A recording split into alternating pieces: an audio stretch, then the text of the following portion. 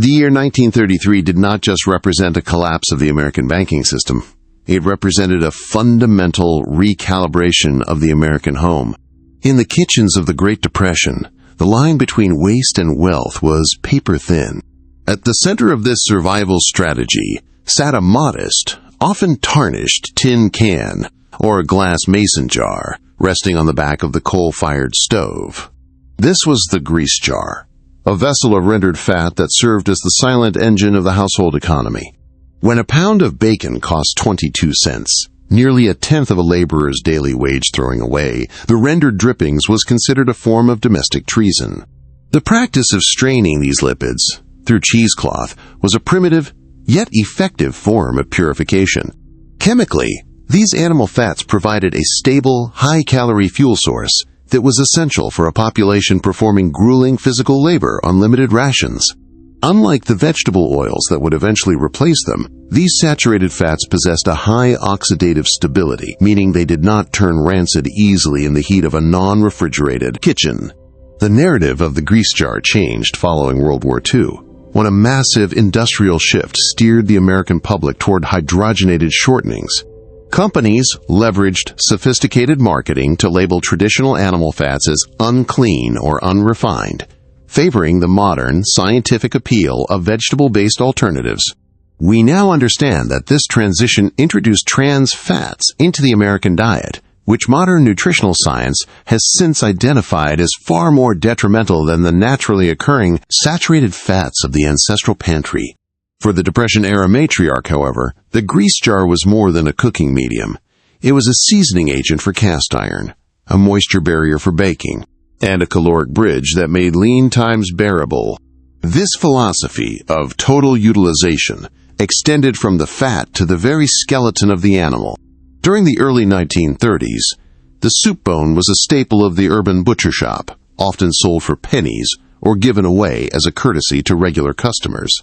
The traditional method involved simmering these bones for 18 to 24 hours, a process that modern science calls long-term aqueous extraction. Heat and time work together to break down the tough collagen fibers into gelatin, while simultaneously leaching essential minerals like calcium, phosphorus, and magnesium into the liquid. This bone broth, currently marketed as a premium wellness product, was then a survival necessity. It provided glycine and proline, amino acids vital for gut health and joint repair, effectively fortifying the family's immune systems when fresh produce was scarce. By utilizing the marrow and the connective tissue, the 1930s cook transformed a biological byproduct into a nutrient-dense elixir.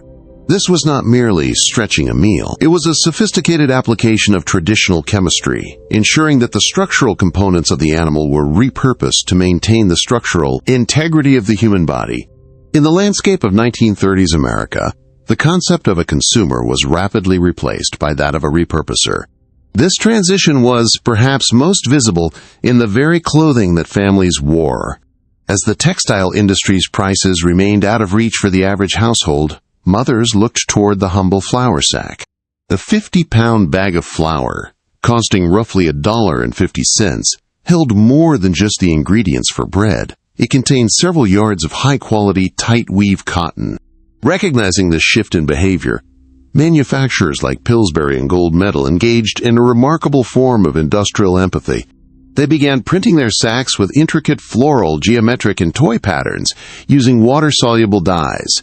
This allowed women to search through stacks at the general store, not for the quality of the grain, but for a matching print that could complete a dress for a daughter or a blouse for themselves. From a textile perspective, these sacks were often made of percale, a closely woven plain weave fabric.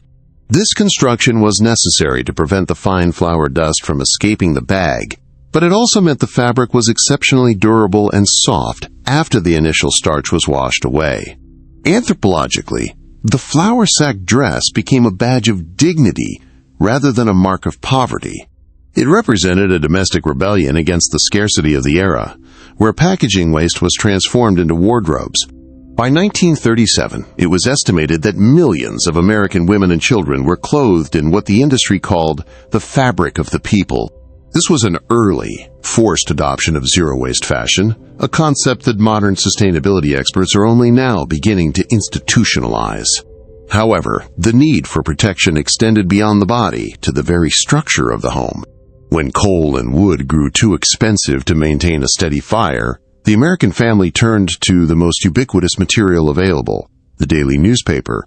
While often viewed today as mere trash, the newspaper of the 1930s served as a critical thermal barrier.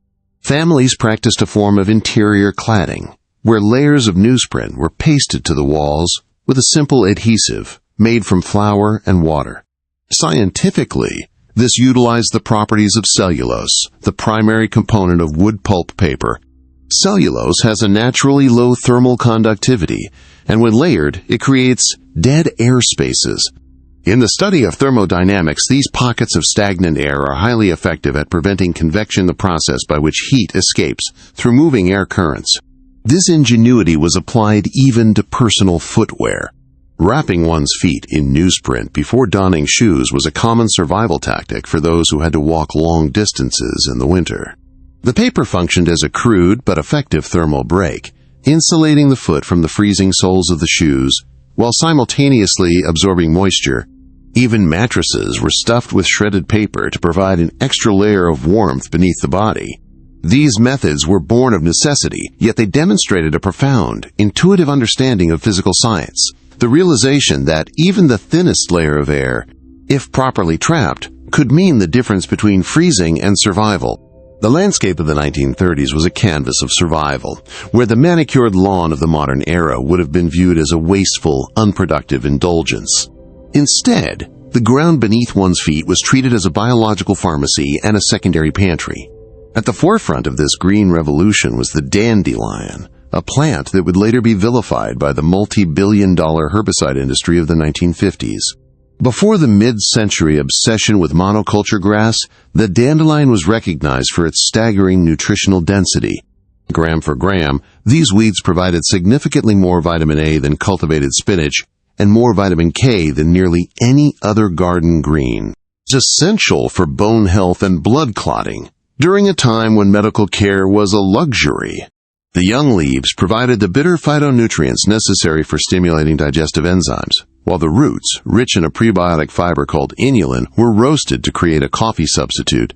This was not merely a replacement for expensive 26-cent-a-pound coffee beans. It was a medicinal tonic that supported the gut microbiome of a population under extreme physiological stress.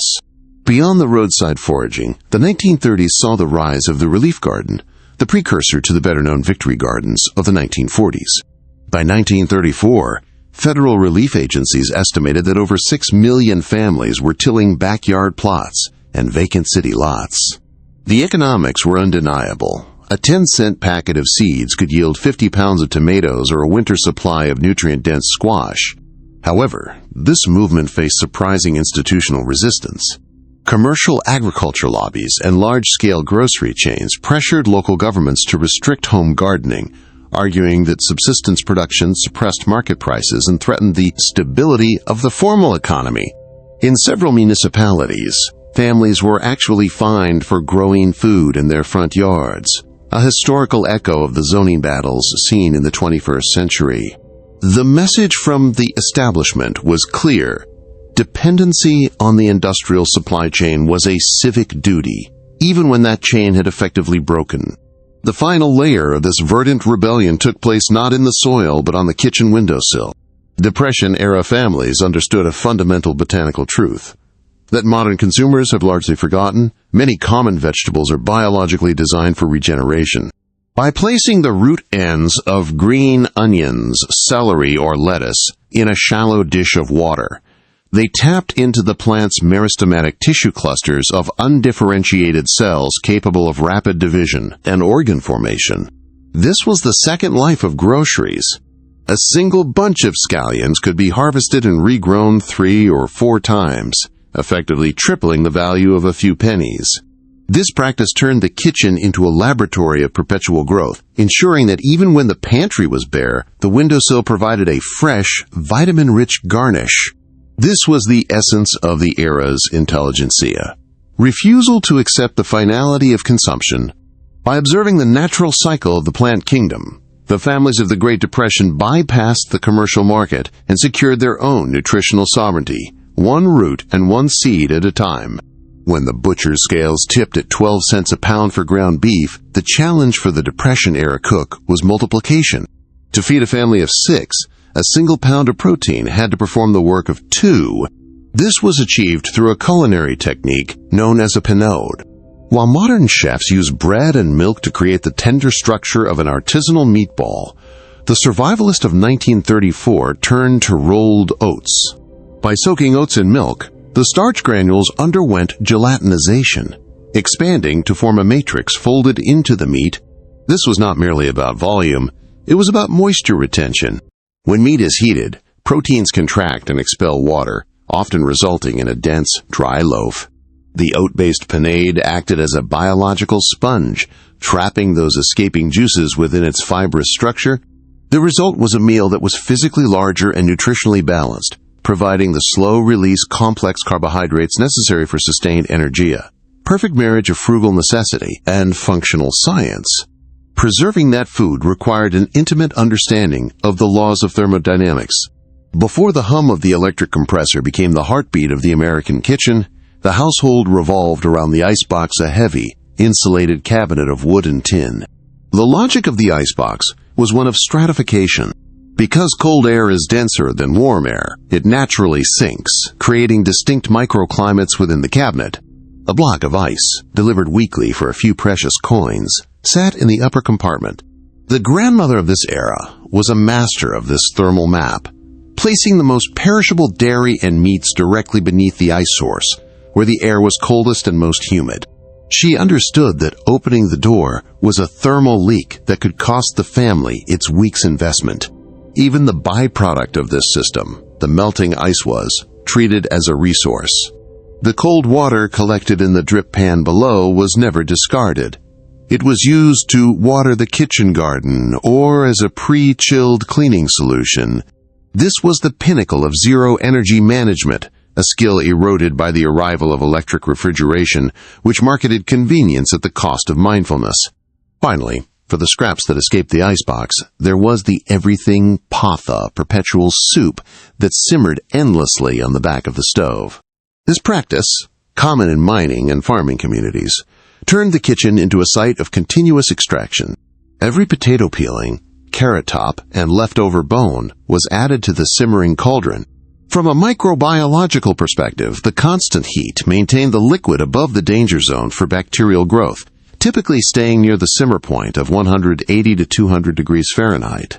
This ensured that even as the contents changed daily, the broth remained a safe, sterile source of hydration and nutrition. It was a cycle of renewal where nothing was ever truly finished, only transformed. As food moved towards sterilized, separate leftovers, the communal wisdom of the perpetual pot faded, and with it, the most efficient method of waste-to-calorie conversion ever devised. In the depths of the 1930s, the American kitchen was transformed into a laboratory of sensory deception. For a family living on the edge of a caloric deficit, dessert was never a frivolous indulgence. It was a psychological necessitia momentary, sugary reprieve from the grinding reality of making do. This necessity birthed a unique form of culinary alchemy, the ability to reverse engineer complex flavors and textures using little more than water, air, and basic chemical reactions. Perhaps the most baffling example of this was the water pie. At a time when butter, eggs, and cream were non-existent luxuries, the Depression-era cook realized that a combination of flour, sugar, and vanilla, when submerged in water and baked, would undergo a remarkable transformation.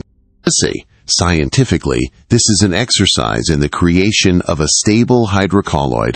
As the oven's heat rose, the starch granules in the flour suspended in the water, swelling and gelatinizing to create a thickened matrix. This resulted in a texture nearly indistinguishable from a rich, egg-based custard. The sugar, meanwhile, migrated toward the surface to undergo Maillard browning and caramelization, providing a golden finish that tricked the brain into perceiving a richness that the humble ingredients list denied. This mastery of molecular gastronomy was equally evident in the mock apple pie. This recipe, which famously graced the back of Ritz cracker boxes, utilized soda crackers to mimic the mouthfeel of baked fruit. The secret was not in the cracker itself, but in the addition of cream of tartar or potassium bitartrate. In the world of organic chemistry, cream of tartar provides a sharp, acidic brightness that closely mimics the profile of malic acid, the primary acid found in tart apples, like the Granny Smith. When the crackers were soaked in a sugar syrup infused with this acid and baked, the starch in the crackers softened into a tender, layered consistency. To the palate, the combination of this specific texture, the acidity of the tartar, and the warmth of cinnamon created a perfect sensory illusion.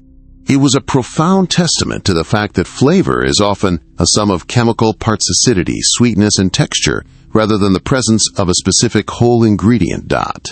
The final masterpiece of this era was the Depression cake, also known as wacky cake.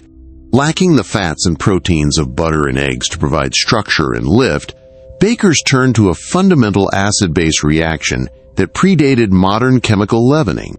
By mixing white vinegar with baking soda, they triggered an immediate release of carbon dioxide County 2. These gas bubbles became trapped within the gluten network of the flour, providing the leavening necessary for a light, airy crumb.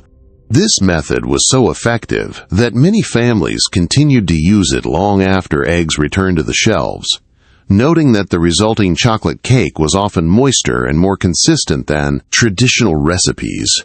These hacks were not merely desperate attempts to fill a void. They were sophisticated applications of food science born from the necessity of survival. The final pillar of Depression-era survival was not found in the pantry or the garden, but in the laboratory of the backyard. Sanitation was a primary concern, yet commercial soap was an expense few could justify. The solution lay in the ancient process of saponification. By leaching water through hardwood ashes, families produced lye, a concentrated solution of potassium hydroxide. When this caustic liquid was combined with the saved fats from the household's grease jar, a chemical reaction occurred that transformed two waste products into a powerful surfactant. This was not the harsh, skin-stripping detergent of the industrial age. Because the process was done at home, the natural glycerine, a byproduct of the reaction, remained in the soap. This humectant provided a level of skin protection that commercial manufacturers would later strip away to sell as a separate luxury product. The result was a hard, versatile soap that cleaned everything from laundry to the human body, costing nothing but time and the careful management of the hearth. This self-sufficiency extended to the family's long-term security through the insurance policy of the root cellar. In the autumn of 1935, a typical farm wife might process up to 500 jars of food. This was a monumental feat of engineering and labor, utilizing the pressure canner and the water bath to create a vacuum seal that halted microbial decay, while post-war marketing would later characterize home canning as a breeding ground for botulism to drive consumers toward factory-made cans. The reality was a sophisticated understanding of pH levels and thermal processing. High-acid foods like tomatoes were preserved via boiling, while low-acid vegetables and meats required the higher temperatures of a pressure system to neutralize Clostridium botulinum spores. This wall of glass jars represented more than just food. It was a physical manifestation of independence from the volatility of the national market. A 10-cent packet of seeds in the spring was transformed into a winter of nutritional certainty, bypassing the supply chain entirely. However, the most radical act of the 1930s was the emergence of the handshake economy.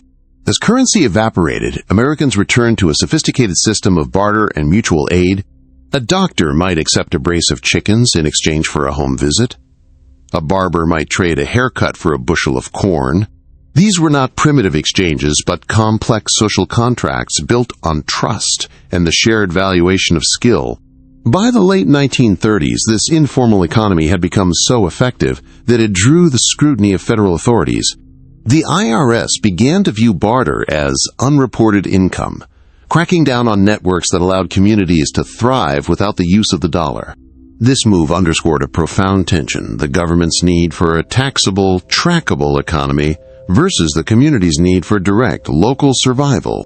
As we look back, these hacks, the soap, the jars, The handshakes reveal a blueprint for a life lived outside the reach of industrial dependency. They remind us that the greatest asset in any crisis is not the balance of a bank account, but the depth of one's skills and the strength of the neighborly bond.